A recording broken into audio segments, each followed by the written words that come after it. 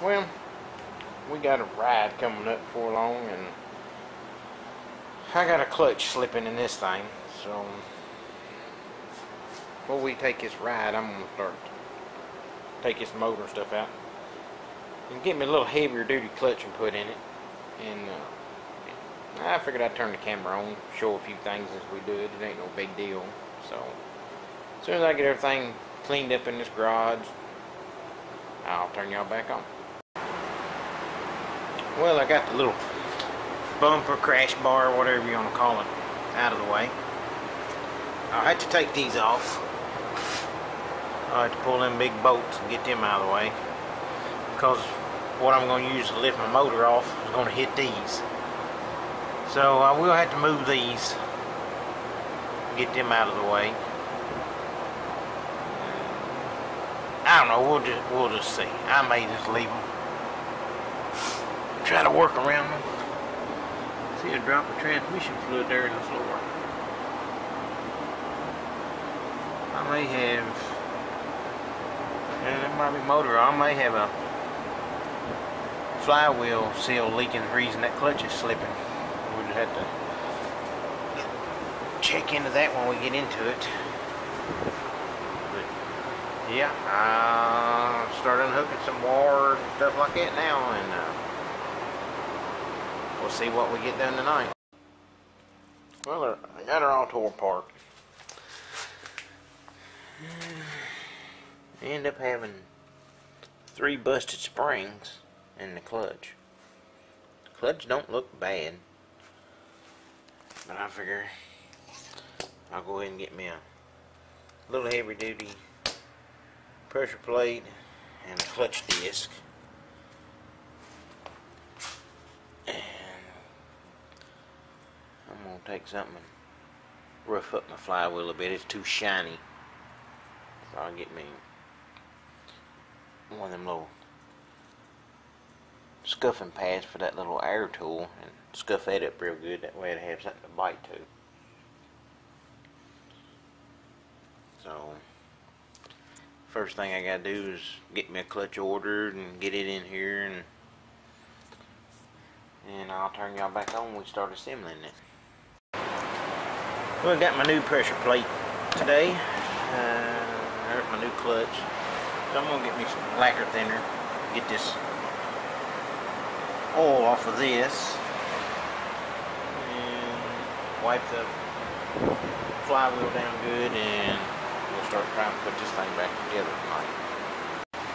Well, I got her back on there. I always make sure you use a clutch alignment tool, or I have done it with a piece of rod or something to fit in the pilot bearing. You put tape around it. But if you have an old transmission laying around, pull your through shaft out and you can use it, or you can just buy one of them cheap. I got a universal one and it does alright, but it's back in line. I'm going to throw a little bit of grease on that pilot shaft, and we'll see if we can get this thing to slide back in there. We're trying to get her to slide back in. Sometimes they can be a little bit of a bitch.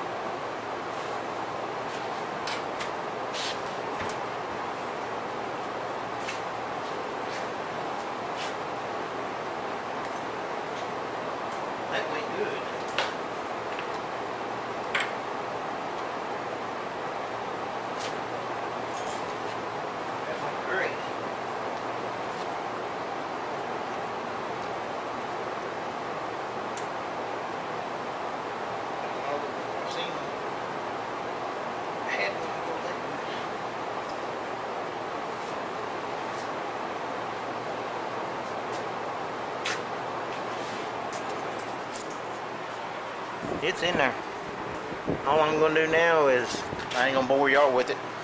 I'm going to tighten the bolts up, and I'll start putting the wiring and stuff back on. Well, I done had it back in there.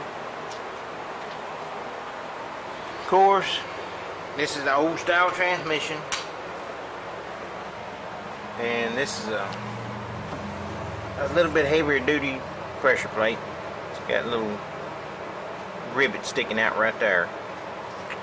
Well, that light's too bright. Here we go. It's hitting the transmission bell housing right there. So I'm going to have to grind a lot of this out to get this clutch and pressure plate to work. This 1,700 or 2,100 pound pressure plate. It's got rivets where the other one don't. It's got these sticking out, which they clear. Them don't. Or something got in there and hit my flywheel, which that was already done. That was done when I got the car. But this, I just did that when I tried to start it. So let me see if I can grind on that and get this thing where it will work, maybe.